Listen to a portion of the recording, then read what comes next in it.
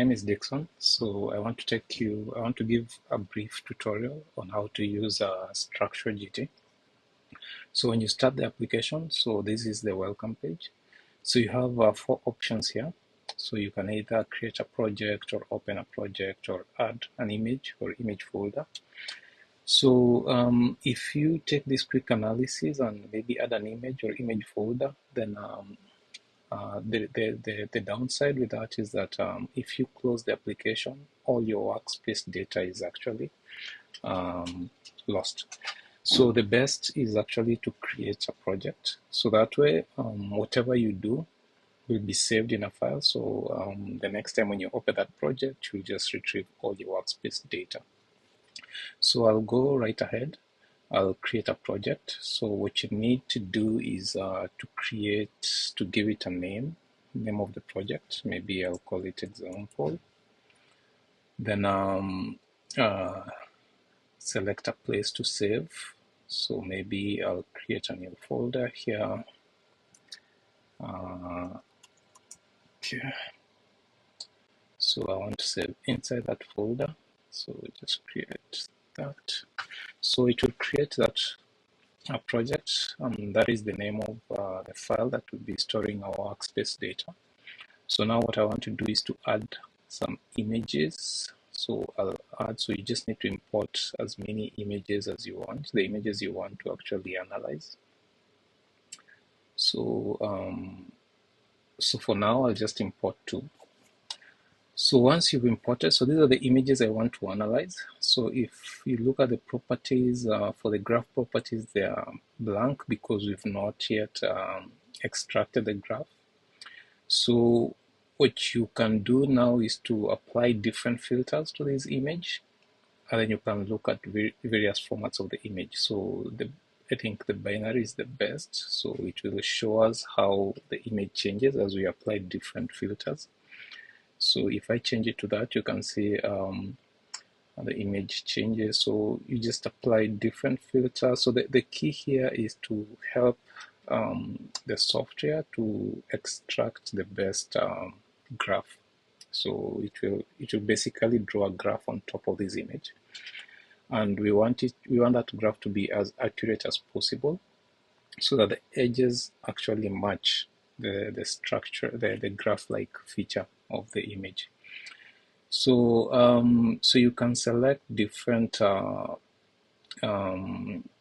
filters, and if you need a wider view, you can hide the left pane and actually view the image. You can zoom in or you can zoom out. You can even, if you want to crop, there's a cropping tool here, so it allows you to basically crop. So you select that, then you can crop the image, okay, or you can just restore the previous one. So once you've selected the filters that you're interested in, then you can now run the graph extraction. So you can sort of like tell StructuralGT to extract the graph for you. So so let's give it a few minutes to extract. So it will try as much as possible. So the key here is to try as much as possible to extract an accurate graph. Okay. So if you look at this graph, you can see, for example, right here, it's not so accurate because it has drawn a graph and it's not actually, the edges do not align with the image.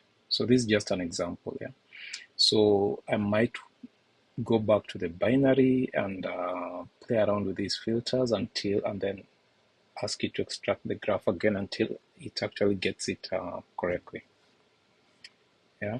So once that is done, then now you are satisfied with the graph that it has extracted, then now you can run the GT parameters. So these will basically calculate different parameters for you.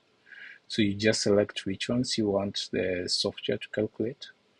So for instance, I want it, for this demo, I just wanted to calculate these 6 parameters. So when I click OK, it will calculate and actually generate a PDF of the results. So it tells me the parameters have been calculated and check out the generated PDF in the output directory. So if you look here, this is my output directory. So if I open the files and check out that directory, I should be able to find, I think it's this one.